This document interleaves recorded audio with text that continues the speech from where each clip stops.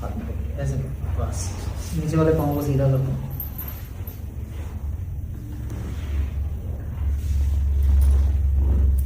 शाबाश।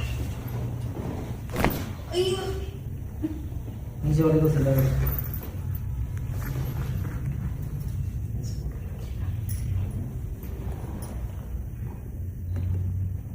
सीधा छोड़ दो और छोड़ दो।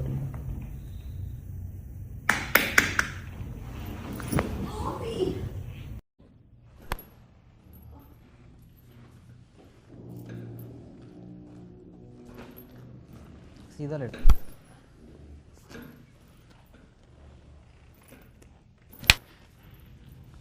अब झुको, अब उठो। फर्क है? फर्क है। ठीक है।